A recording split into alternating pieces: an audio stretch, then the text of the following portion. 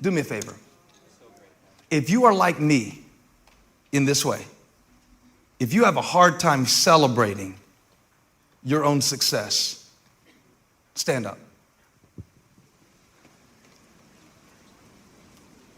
Well, there's the whole church. Well, y'all sit down. Y'all need the rest of this message more than I thought. Really? Because like even we went for a hike yesterday to Crowder's Mountain, and I was way ahead of Holly, just so you know. Just so far ahead of her. We had AirPods in, and we lost the connection. I was so far ahead of her. And I was like, keep up. Come on, you know. And this is the difference between me and Holly, okay? This is it, all in one little anecdote. She goes, the view's getting good. Who cares about the view? I'm trying to get to the top. And that's been why she's been so good for me along the journey of starting this church. And, you know, I'm 17 steps ahead, but she's pointing out, you know, like, hey, this is pretty cool. You might want to look at it before you just keep charging up there. There's no reward for you beating your record time. And then, you know, not only can I not stop and appreciate the view because I'm so focused on the destination, that'll preach. But also, sometimes I'm scared to celebrate. I'm scared to celebrate. It's scary to me because then I think that I might get complacent. When you get in that space, like the enemy can only distract you or discourage you. And when you do it to be seen by people, you are always, now especially in our world, just one click or one view away from somebody who's doing it so much better.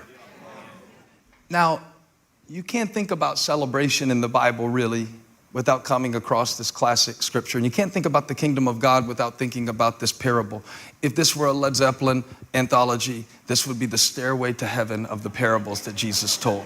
The greatest hit of all the parables that he told to show what the kingdom was like. See, you can't see the kingdom of God. You can see the kingdoms of this world. You can't see the kingdom of God. You can see what I wear on the outside. You can't see what I wear as my attitude on the inside.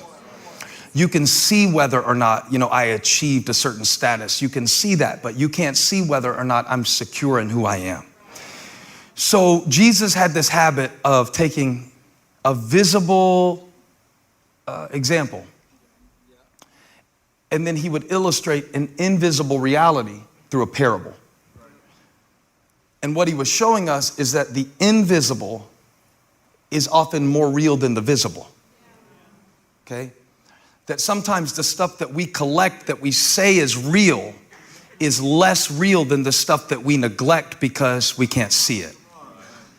And let me slow down for a moment. I'm talking about your state of mind. I'm talking about your relationships with others. I'm talking about the way that you process disappointment, those things, the way that you treat people who can't do anything for you. Those things. And what he's saying through the parables is, look, you have this visible kingdom world, but there is an invisible kingdom within you that is more important than the kingdom around you. It's a different kind of kingdom, much different than the Jewish people who he came to deliver had expected.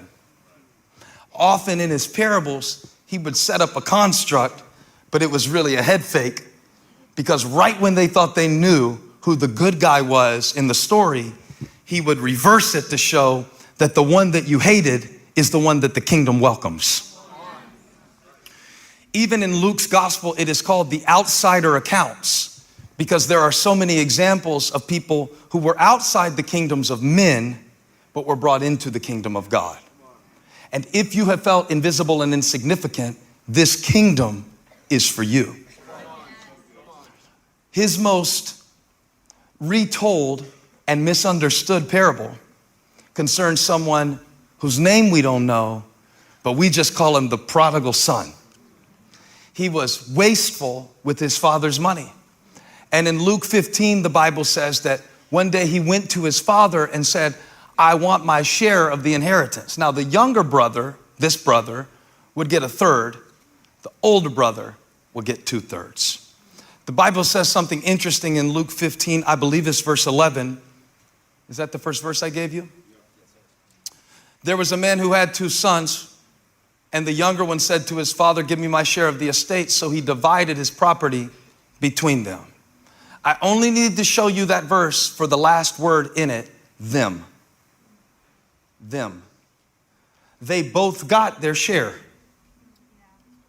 Now I want to show you this, but I want to go slow enough that it doesn't just go, whoosh, you know? You are already thinking about Q-Shack. Focus on the sermon. It goes right over our head that it says them. They both got their share.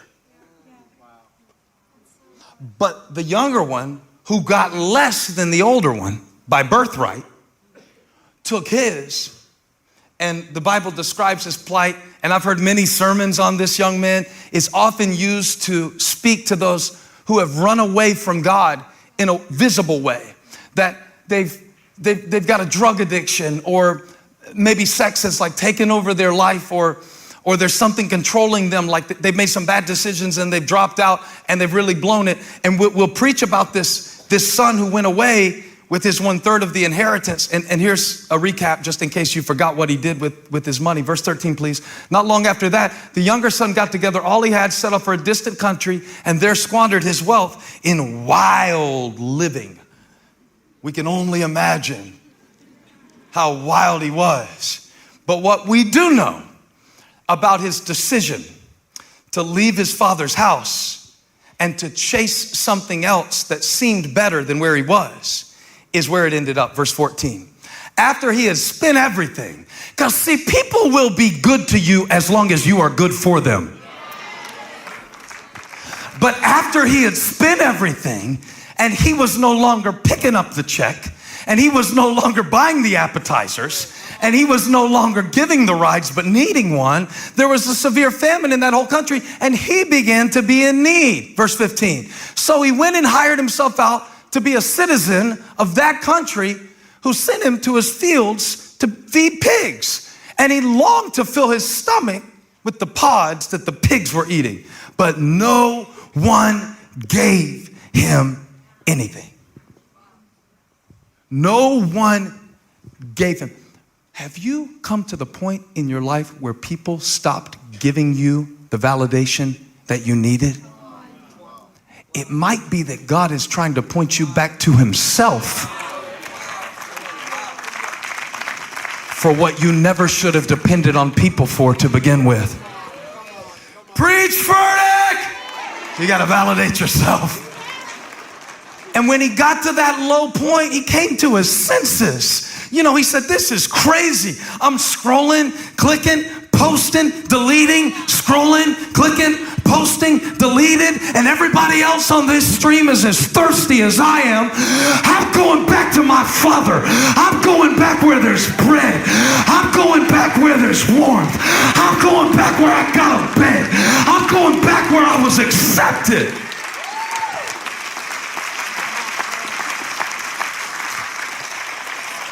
He was like, my father's servants have it better than me out here. I'm starving to death. I will set out and go back to my father and say to him, Father, I have sinned against heaven and against you. I'm no longer worthy to be called your son. You see how this insecurity gets us to a place where we now connect our worth to our behavior. So when you put your self-worth in status, when you lose status, you lose your sense of worth. He's like, I'm gonna go back, I'm gonna make a speech, and maybe Dad will hire me to be a servant. I don't know. It's the only thing I got. I don't really have any other options. I searched the whole world. I'm hungry. And this is what touched me, that made me want to get up here and preach the sermon. He got up and went to his father, verse 20. But while he was still a long way off, his father saw. The father saw.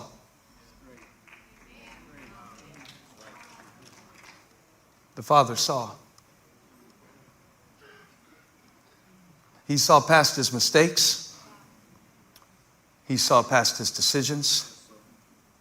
He saw past his immaturity. He saw past his foolishness. He saw past his stench. He saw past his torn clothes. He saw past his tired eyes. And he saw a son. For all of the unseen, I want you to notice that the Father saw the Son before the Son said a word to the Father.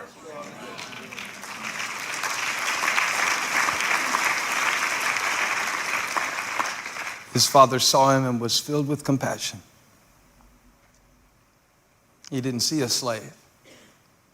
He saw a son. And he ran to him and threw his arms around him and kissed him, which was not only unexpected but undignified. Yet the heart of this message is that I came to tell somebody the Father saw. When you understand that the Father saw, then it doesn't matter what people see. And they might have called you this or that, or have defined you by one decision in your life, and you may even have defined yourself by that. But the Father saw beneath the surface. The Father saw. He always sees. Your Father who sees what is done in secret, the Father saw.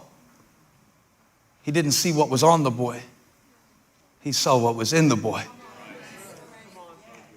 And he called him back like God is doing with you today under the power and the influence of the preached word of God, is that he sees you. He sent me to tell you, I see you. I see you. Other people see what you're showing them. I see what you hide. And I want you. I see you.